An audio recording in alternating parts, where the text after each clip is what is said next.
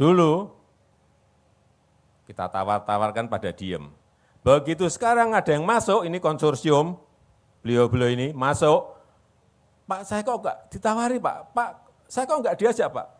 Gimana sih dulu-dulu udah dikumpulin kita jajak pasar enggak sekali dua kali loh. Inilah yang nanti akan membawa lokomotif pada hari ini akan membawa gerbong di belakangnya akan banyak masuk ke Nusantara. Saya yakin itu.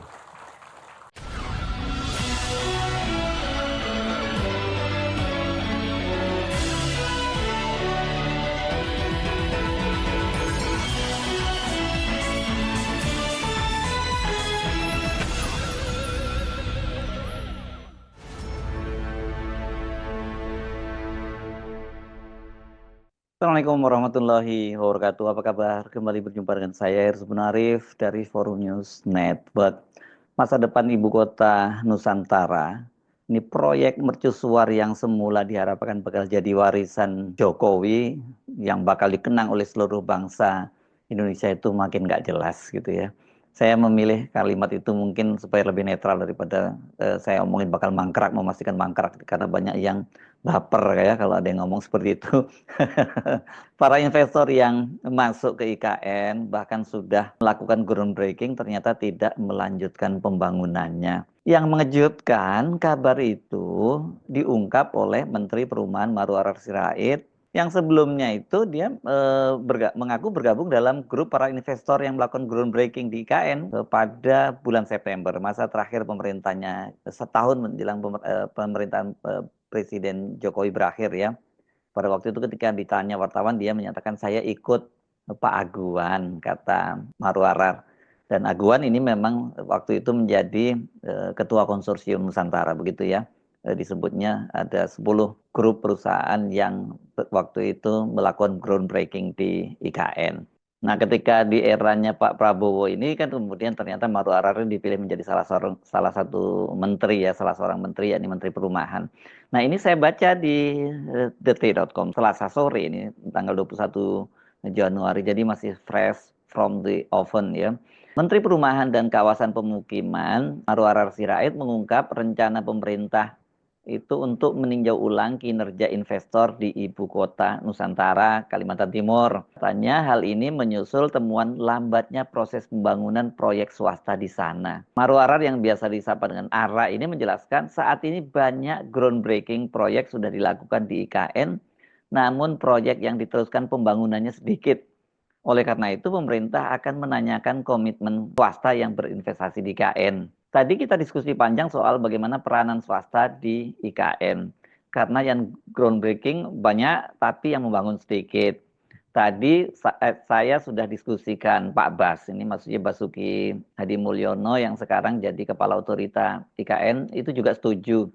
Di review yang sudah groundbreaking, itu disampaikan oleh Marwarar usai rapat terbatas di Istana Kepresidenan Jakarta hari ini ya, hari Selasa. Pengusaha yang memang sudah groundbreaking tapi mungkin tidak jadi dan tidak cepat membangun supaya itu bisa ditanya baik-baik apakah mau lanjut atau tidak.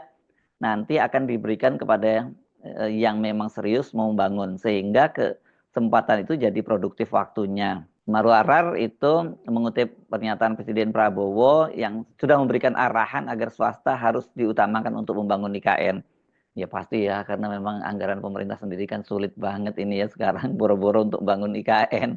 Untuk makan siang gratis saja terpaksa kan anggaran infrastruktur dipangkas ya. Nah ini saya lanjutkan lagi pernyataan dari Arar ya. Dengan catatan harus ada deadline atau tenggat waktu yang harus dipenuhi para investor demi mengebut pembangunan di IKN. Jadi tidak usah menunggu misalnya dikasih kesempatan 1,5 tahun tapi ditanya saja satu direview supaya ada suatu gerak cepat sesuai arahan Pak Prabowo supaya langkah-langkahnya juga swasta itu diutamakan untuk bisa melakukan investasi di IKN terutama yang serius. Jika tidak menyanggupi maka proyek tersebut akan diberikan ke investor lain yang mumpuni. Dan ARA menilai hal itu diperlukan sesuai arahan Prabowo. Saya rasa itu harus dikasih deadline. Waktunya kapan? Kalau nggak ada ya sudah berarti diberikan kesempatan ke yang lain. Kalau nggak digituin nanti jadinya lama, sementara arahan Presiden Prabowo harus ada waktu deadline-nya. Saya jujur nggak terkejut ya Marwar menyampaikan soal itu ya. Pertama kan dia sendiri termasuk yang waktu itu terlibat dalam konsorsium. Kalau gitu kan ya ditanya sajalah kepada mereka itu dulu itu serius atau enggak gitu ya. Atau tanya langsung ke Aguan ya. Karena kan kita ingat bahwa yang memimpin itu Aguan dan Marwarar itu waktu itu dia ikut dengan Aguan. Kenapa mesti formal tanya aja gitu. Walaupun sebenarnya kita tahu ya jawabannya apa. Itu nanti kita bahas soal jawaban Aguan itu ya. Apa sekarang ini nggak enak kalau Marwarar itu bertanya langsung ke Pak Aguan karena ini pernah beberapa waktu yang lalu itu dia sempat berseloroh setelah dia jadi menteri perumahan ini ya. Waktu itu kepada Aguan dia menyatakan bahwa kalau dulu Aguan itu bosnya karena dia bekerja sebagai advisor bos Agung Sedayu Group, sekarang Arar itu merasa bahwa rodanya berputar ya karena dia sekarang sudah menjadi menteri. Waktu itu Pak Prabowo bilang begini, dulu Pak Luhut komandan saya, Pak Wiranto senior saya, tapi roda berputar. Saya harus jujur, dulu saya kerja di tempat Pak Aguan jadi advisor. Jadi roda berputar Pak Aguan, kata Ara sambil tertawa saat menyampaikan sambutan groundbreaking atau peletakan batu pertama rumah gratis di Tangerang. Itu tanggal 1 November tahun 2024. Namun dia menyatakan bahwa harus tetap bekerja profesional dengan Aguan pada saat itu. Dan Aguan yang ada di sebelahnya itu hanya senyum-senyum pada waktu itu. Pada bulan September ya tahun 2023 atau ini setahun lah menjelang masa terakhir jabatan kedua dari Presiden Jokowi. Pada waktu itu kan sejumlah pengusaha itu bergabung di dalam konsorsium Nusantara. Itu ada 10 investor ini dan ini dipimpin oleh Aguan sebagai bos dari Agung Sedayu Group. Mereka melakukan groundbreaking di IKN. 10 investor itu yakni Agung Sedayu, Salim Group, Sinarmas, Pulau Intan, Adaro Group, Barito Pacific, Mulia Group, Astra Group, Kawan Lama Group, dan Alfamart Group. Selain beberapa investor di dalam konsorsium tersebut, terdapat juga beberapa investor yang turut terlibat di dalam proses pembangunan di sektor perhotelan, shopping mall, rumah sakit, pendidikan, perkantoran, seperti dilakukan oleh Pakuan, Marriott, Jambuluwu, Vansanta, Hermina, dan Jakarta Intercultural School. Semua pembangunan tersebut dilaksanakan dengan prinsip gotong royong. Jadi kan nggak perlu tanya-tanya lagi ya, tinggal ditelepon aja Pak Aguan atau menghadaplah Pak Aguan gitu ya. Saya kok ketika kemudian soal groundbreaking itu saya jadi teringat ya pada waktu itu Pak Jokowi membanggakan bahwa ini sekarang kenapa para investor lokal yang diminta untuk membangun itu karena kata dia nggak mau dikomplain oleh para investor lokal. Kenapa kok mereka nggak diajak-ajak sementara Pak Jokowi menawarkan ke dunia internasional, kata dia. Ya sekarang prioritasnya adalah para investor lokal itu. Kalau bandara nanti di sini selesai, Bapak Ibu akan turun di sini hanya kira-kira 15 menit. Betul Pak Bambang? Kira-kira 15 menit dari bandara menuju ke sini. Dan kita harapkan juga nanti di bulan Juli maksimal, awal Agustus itu sudah bisa diselesaikan. Karena dua ini menjadi kunci. Kalau ini selesai, saya meyakini bukan ini belum selesai saja sudah berbondong-bondong, apalagi dua ini selesai, akan lebih berbondong-bondong lagi investor yang akan menanamkan modalnya di Ibu Kota Nusantara. Telah datang dari Korea beberapa bulan yang lalu 30 investor. Dari Jepang kurang lebih 40 investor. Dan dari Singapura 120 investor sudah ke sini. Jauh-jauh mereka ke sini pasti ada kalkulasinya, pasti ada hitung-hitungannya. Kemarin juga baru saja dari Uni Emirat Arab juga datang. Setelah datang langsung nemuin saya. Artinya apa? Tertarik. Tapi jangan dari sana dulu. Investor di dalam negeri harus didahulukan. Kalau enggak, nanti pasti saya dikomplain. Pak, di dalam negeri ini yang punya duit banyak, Pak. Ngapain cari ke Singapura, ke Malaysia, ke Korea, ke Jepang, ke Uni Emirat Arab. Di sini banyak yang punya duit, Pak. Pasti ada yang berbicara seperti itu. Dulu, kita tawar-tawarkan pada diem. Begitu sekarang ada yang masuk, ini konsorsium, beliau-beliau ini masuk, Pak saya kok enggak ditawari Pak, Pak saya kok enggak diajak Pak. Gimana sih dulu-dulu udah dikumpulin, kita jajak pasar enggak sekali dua kali loh. Inilah yang nanti akan membawa lokomotif pada hari ini akan membawa gerbong di belakangnya akan banyak masuk ke Nusantara. Saya yakin itu. Beliau-beliau ini kan orang yang sangat sibuk, sangat sibuk. Mau jauh-jauh ke sini, pasti juga mau nonton beneran enggak sih Nusantara ini. Bagus enggak sih Nusantara ini, pasti akan memastikan itu. Dan enggak mungkin beliau-beliau ini mau mulai dengan 20 triliun kalau enggak ada cuannya. Dipikir beliau-beliau ini lembaga sosial, bukan.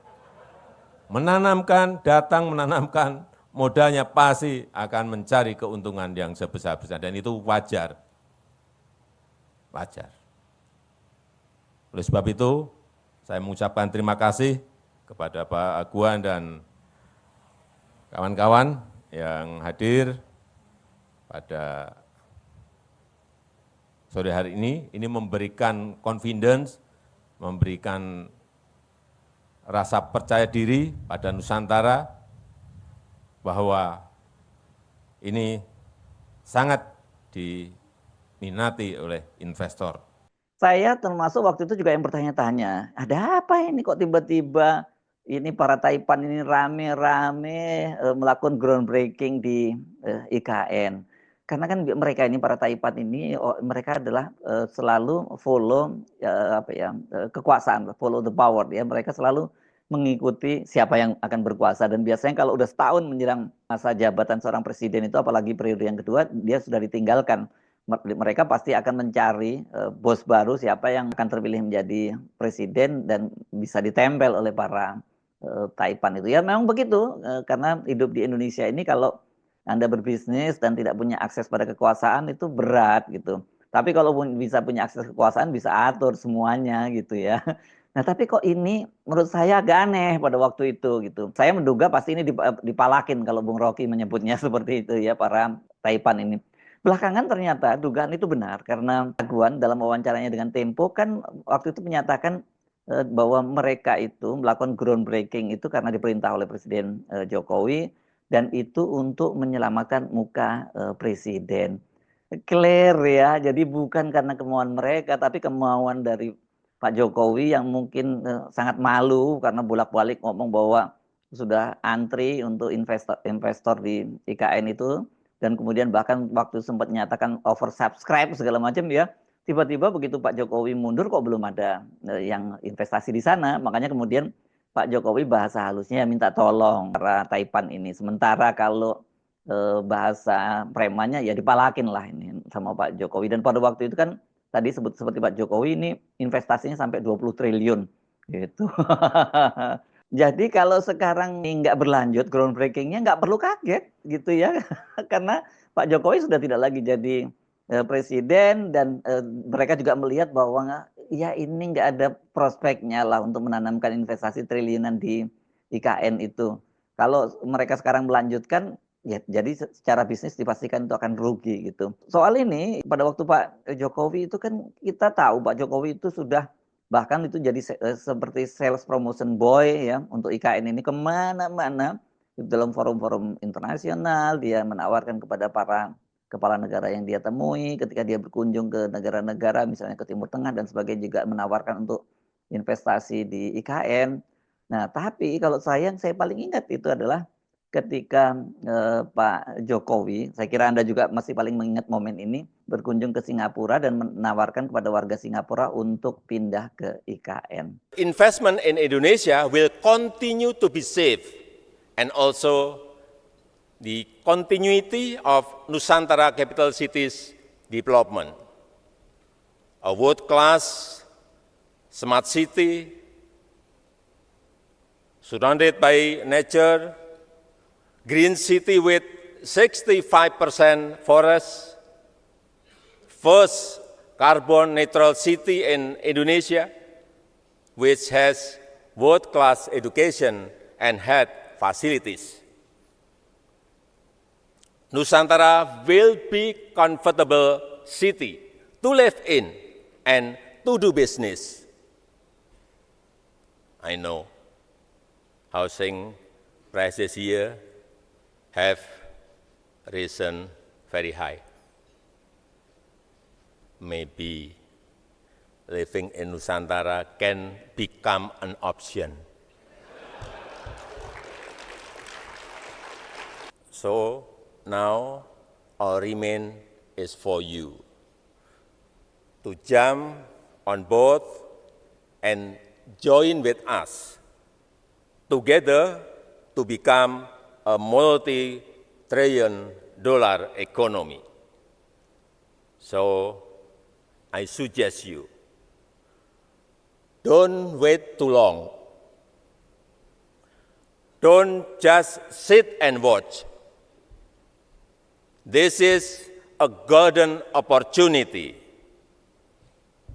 that is very captivating in Indonesia, which all of you can be part of.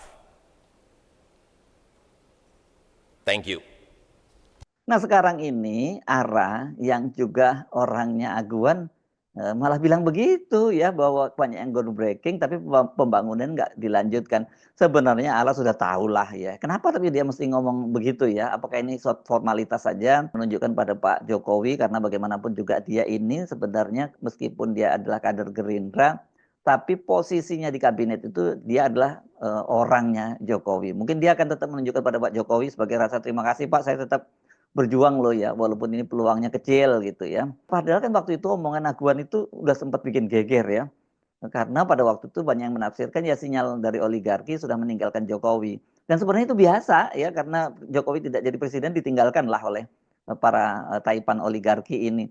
Cuman yang nggak biasa itu kan para taipan nggak pernah mau ngomong ke media. Biasanya diam-diam saja dan itu gampang kok. Itu saya teringat cerita dari Gita Wirjawan waktu itu salah satu menterinya Pak SBY ya, ketika menjelang akhir masa jabatannya Pak SBY itu para taipan itu ketika ditelepon rata-rata sudah menolak, tapi bahkan kalau yang nggak menolak itu ada yang mengaku mereka sudah ada di luar negeri gitu, jadi udah kabur duluan. Memang begitulah perilakunya para taipan, karena ketika akhirnya Aguan ngomong seperti itu kan ini dianggap nggak taktis ya oleh para taipan yang lain, dan banyak yang kecewa dengan Aguan ini karena Aguan waktu itu terlalu jujur. Nah sekarang ARA ini, kalau ARA mungkin menurut saya nggak terlalu jujur, cuman kok aneh dia ngomong seperti itu, karena dengan begitu kan berarti dia membuka rahasia. Ini rahasia yang coba disimpan dalam-dalam oleh bosnya yakni Pak Jokowi. Saya Arif dari Forum News Network, sampai jumpa lagi. Wassalamualaikum warahmatullahi wabarakatuh.